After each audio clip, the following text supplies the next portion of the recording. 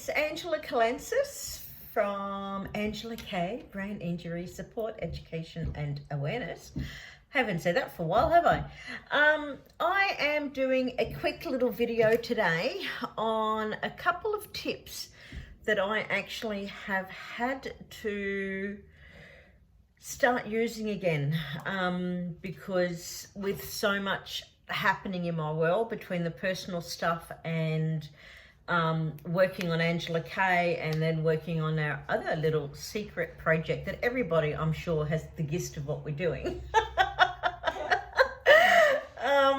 I'm just finding myself all over the place, and to be honest, I am actually really struggling cognitively. Like I've made use of, driving to and getting someone to drive me to and from appointments and things like that. And just overall, I'm struggling a fair bit. So I've had to go back to some of the stuff that I learned in OT when I was at Brain Injury Rehab Unit at the PA hospital. One of the things that I learnt that I actually am going to try to hold my diary up.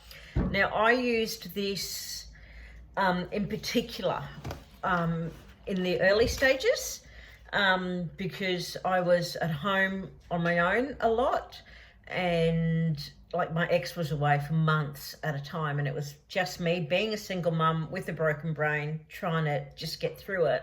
And this is something that I learned, and when I started implementing this in our household, it made such a difference for both myself and the kids. So I'll try to hold it up, and basically just a normal A4 diary because I write big. And I don't know if you can see, but I've split it into the 4 columns. And so there's myself, yourself, your partner, and your children, Bob and Sue, we're going to call them. So in a nutshell, in particular, it was really good for the kids in that I would know where you put your, dropped that. One column would be for your partner and where he is between those times and where he's available. And then in the kids in particular, and this is where it helped me, after school, Bob had to go to footy training between those times. I forget the times that I wrote. And then Sue had to go to dancing. So I knew I had to get one child to footy training, and I would then have time to drop that child off and then take the other child to dancing, go back to footy training, pick up that child, go back and get the other child from dancing. And it just made it easier for me knowing when my ex was going to be home. If I had doctor's appointments, I knew when to write them in. If the kids had social stuff booked in, even that went in the diary. So that I knew where everyone was at all times, because they could say it to me and I could forget it, or it just wouldn't comprehend or whatever. So if it was in the diary, I knew where they were. And then also it really helped me with teenage children and the whole, Mum, can I go? And it'd be, hang on a minute, you haven't asked me. And they'd say, well, yes, Mum, I did. And then we'd argue because I couldn't remember. I honestly didn't remember that they had asked me. So in my world, no, you had not asked me. And they knew that they had asked me, and in their world, they had. So we just argued it was so, oh my Lord, it was so bad. Sean's laughing at me in the background. So I started the rule that if they asked me that they could go somewhere, and I said yes, it was their responsibility to write it in the book. Great idea. And I had to then initial it. So they had to bring it to me to initial. That way all parties knew it was in the book, it had been approved, and if the kids went home from school, I could go to the diary and know exactly where my children were at all times, and it worked. It made such a difference. It really did. My poor children, they went through hell before we implemented this system. It was great. So at the moment, I am using this system again, but now it's just me because the kids have moved out and they have their own lives. So now it's in 3, So I have my personal stuff.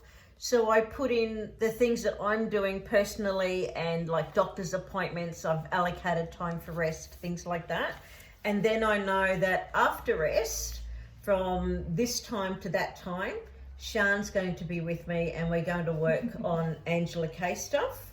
And then we're going on at this time to whatever time it was to finish, I'll be doing the secret squirrel stuff that nobody saw written at the top of the page there. So, it's working for me now, having the 3 system in place, because I'm not double booking myself. I'm allocating rest periods. And it's actually, it's going to help my flatmate as well know where I am, what I'm up to, all those kind of things. So I find that using that system that I learned in OT, it worked well when the kids were at home and trying to organise the household. And it's working now in trying to organise myself, and I can visually see in front of me where I am, what I'm doing, what appointments I have, and I'm not double booking myself or booking myself too closely, because I'm allocating those rest periods, which are really, really important.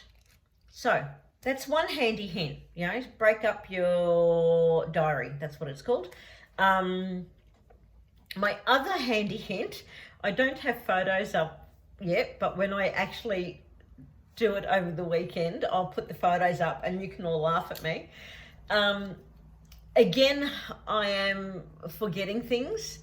I put a post up the other day about noting the sign that I have at the kitchen doorway. Have you turned the cooktop off? Now, I managed to save burning out a saucepan and, boiling out my eggs because I actually went into the kitchen before I left the house and saw the sign. Now, if I had not gone into the kitchen before I left the house, I would not have seen that sign, and, circumstances would have been interesting. So, going back to, again, what I learnt in AOT,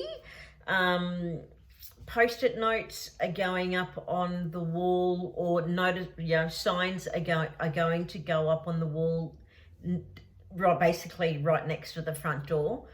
And the signs will be, have you turned the cooktop off? All the things you need to remember when you're leaving the house. And that a normal person goes tick, tick, tick, tick, done unconsciously and leaves. Well, I need to be conscious about my thinking process. So there will be have you turned the cooktop off? There will be, have you taken care of the dogs? Have you locked the door? Do you have your phone? That's, another good one that will be going up near the door. Can you just grab my phone for me, please, Sian? Mm-hmm. We're going to add another hint and tip that I did earlier today, and Sian laughed at me, but I do it all the time. So, but anyway, the post-it notes are going up. I laugh with you. She laughed with me. So yeah, post-it notes are going back up in the house. I had gotten to the point where I could reduce the number of post-it notes, but they're coming back out because there's a lot happening in the brain. So, my third tip for the day, I'm forever losing my phone. And everyone around me knows this little hint and they all laugh at me. But my next hint is when I lose my phone, and I'm walking around the house looking for it, I have learnt to do this. Hey Siri, where are you? I'm here. Where are you, Siri? Oh no, I've got to say it again. Hey Siri, where are you? I'm over here. So I have now learnt to ask, I just call out, hey Siri, where are you? Hey Siri, what time it is?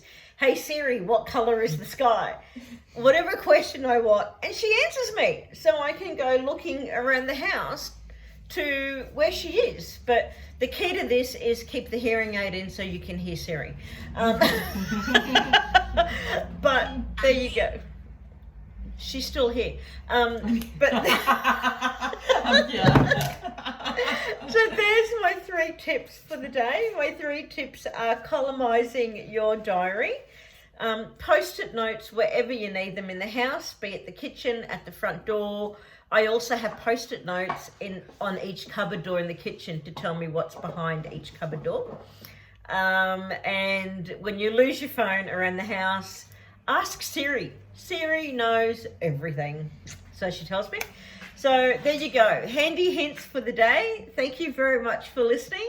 Don't forget to do everything, as in save, like, comment, share, and all of those things. But subscribe when you get to the YouTube channel. So thanks very much, guys. I will talk to you soon. Bye.